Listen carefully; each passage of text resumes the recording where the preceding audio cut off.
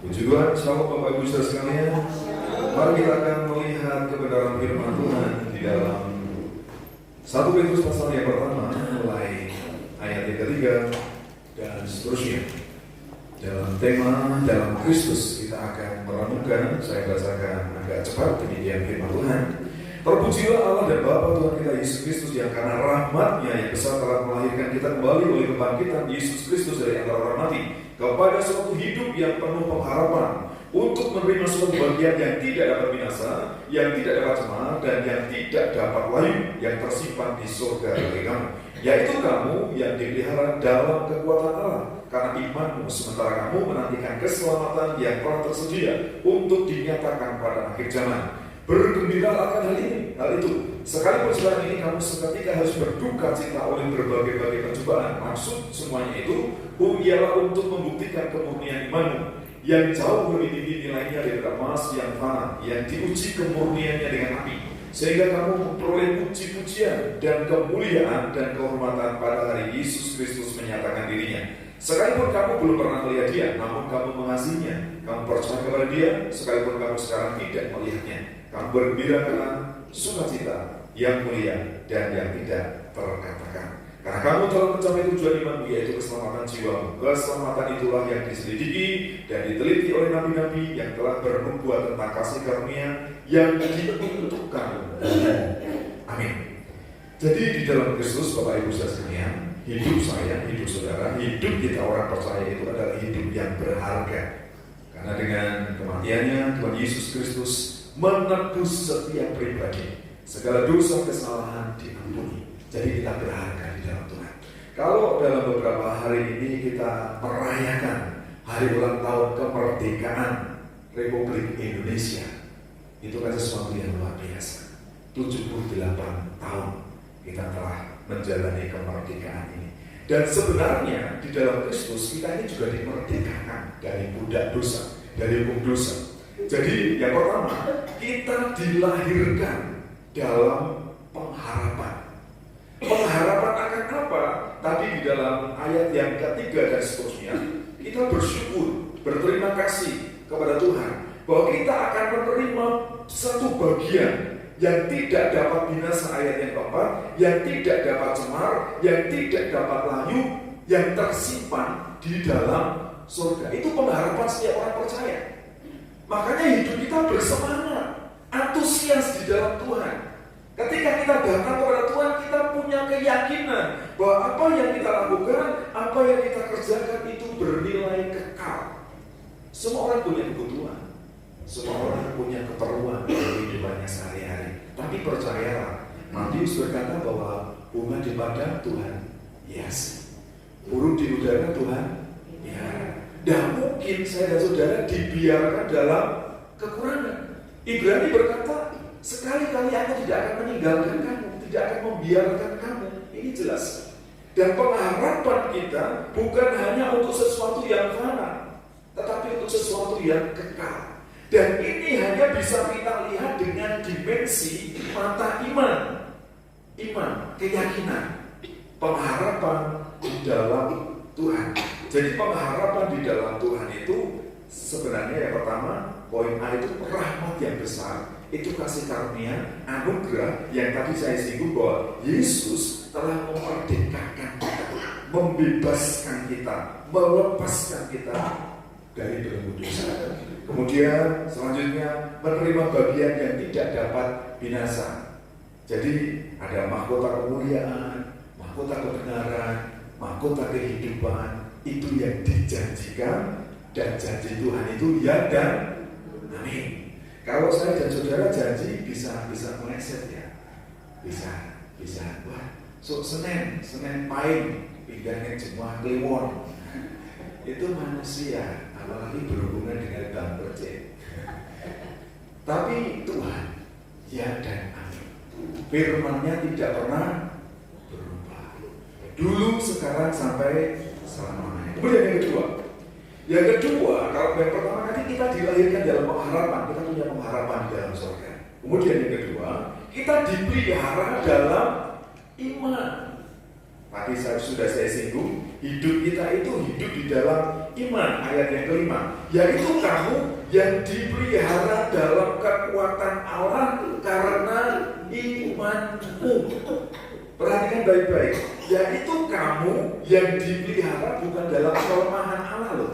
Allah itu Allah yang maha dahsyat, Allah El Shaddai. Dalam bahasa Ibrani itu ada kata gadol. Gadol itu berarti besar, El Gadol. Ada juga kata El Gibor, kemudian El Shaddai. Itu menunjukkan, menjelaskan bahwa Allah kita itu Allah yang luar biasa, Allah yang punya kuat kuasa, Allah yang sanggup menjamah setiap orang, yang sanggup melepaskan, yang sanggup memulihkan, dan tentunya sanggup memelihara dengan sempurna. Karena Tuhan berkata, yaitu kamu yang dipelihara dalam kekuatan Allah karena iman.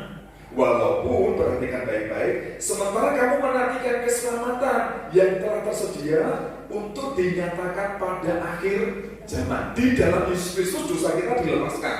Tapi untuk menikmati kehidupan kekal, kita harus setia sampai akhir zaman. Bukan kemudian kita hidup 1000 tahun dah.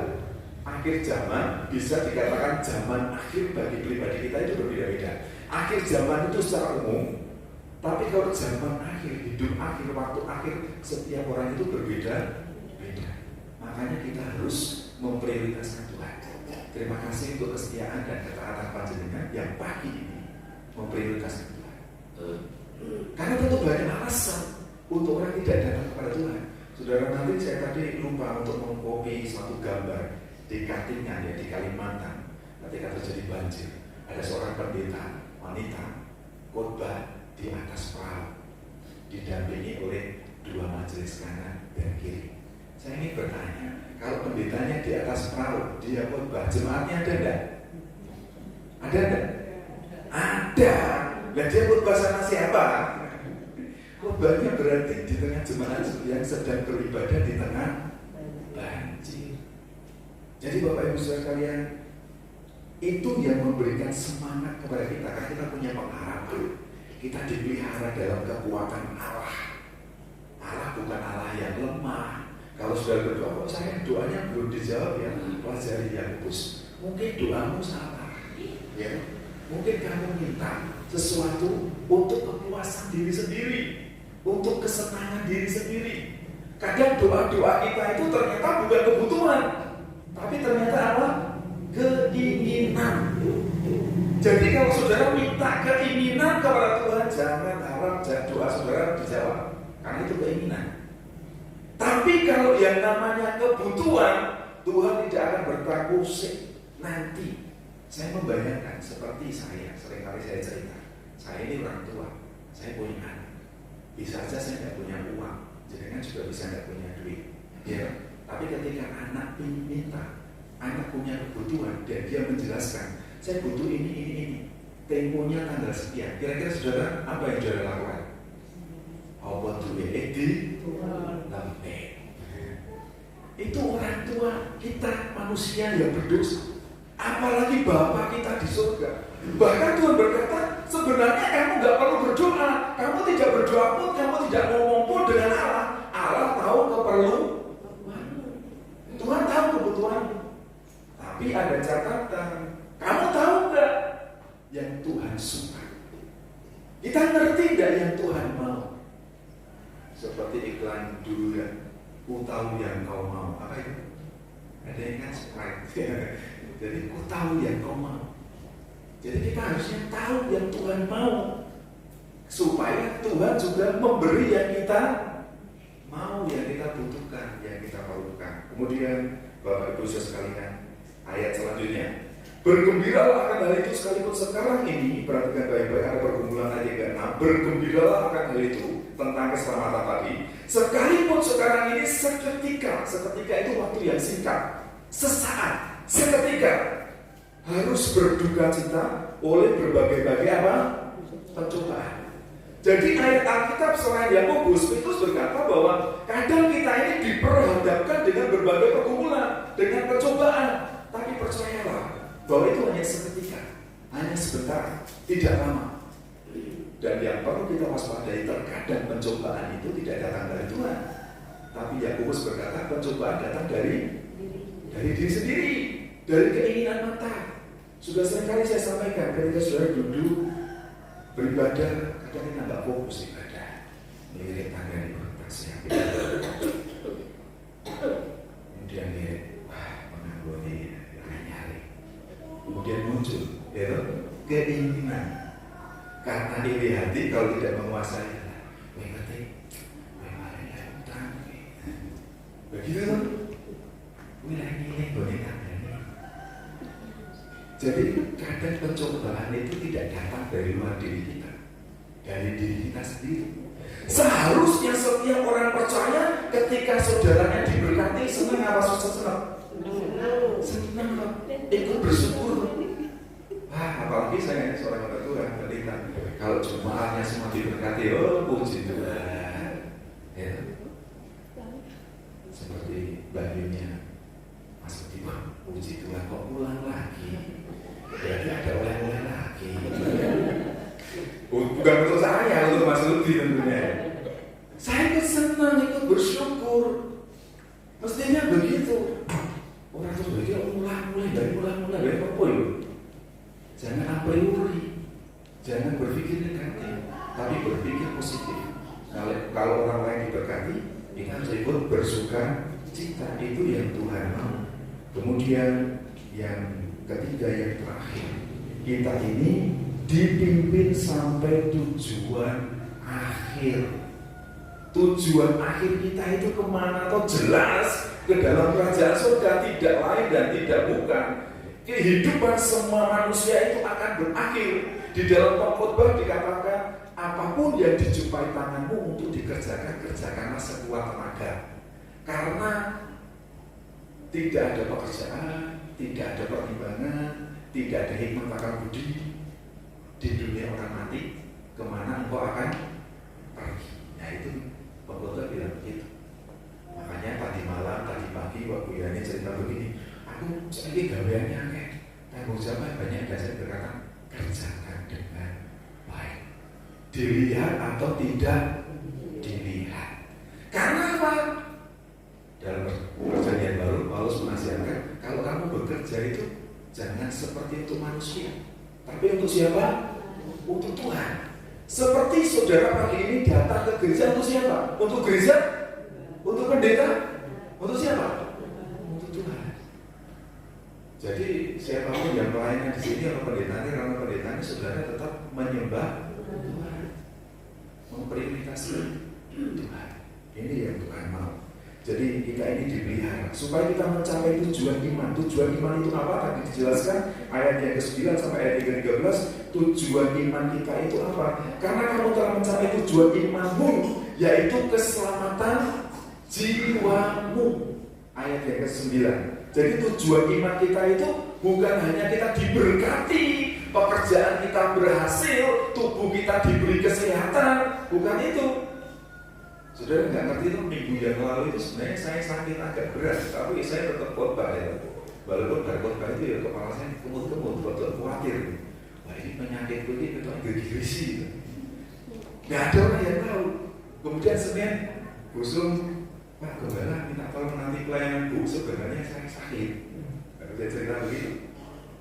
Puji Tuhan hari ini sudah sembuh. Amin. Ya kita berharap kepada Tuhan. Pendeta itu bukan malaikat, bukan orang Superman, bukan. Bisa mengalami sakit penyakit, bisa mengalami pergumulan dan sebagainya. Tapi tentang keselamatan jiwa itu menjadi target semua orang. Saya dan saudara. Ayat 10, keselamatan itulah yang diselidiki dan diteliti oleh nabi-nabi yang telah bernubuat tentang kasih karunia yang diuntukkan bagimu, dan mereka meneliti saat yang mana dan bagaimana yang dimaksudkan oleh Roh Kristus yang ada di dalam mereka, yaitu Roh yang sebelumnya memberi kesaksian tentang segala penderitaan yang akan menimpa Kristus dan seterusnya dan seterusnya. Jadi keselamatan ini sudah dinubuatkan, keselamatan ini sudah diberitakan, dan itu yang akan kita pegang sampai akhir hidup kita. Amin. Mari kita tunduk, kita hadap kepada Tuhan. Bapak, terima kasih untuk pagi hari ini, Kau telah memberkati kami. Kami telah merenungkan firman Tuhan. Tuhan, sucikan dan kuduskan kami Kami bersyukur bahwa di dalam Kristus Engkau telah memelihara kami.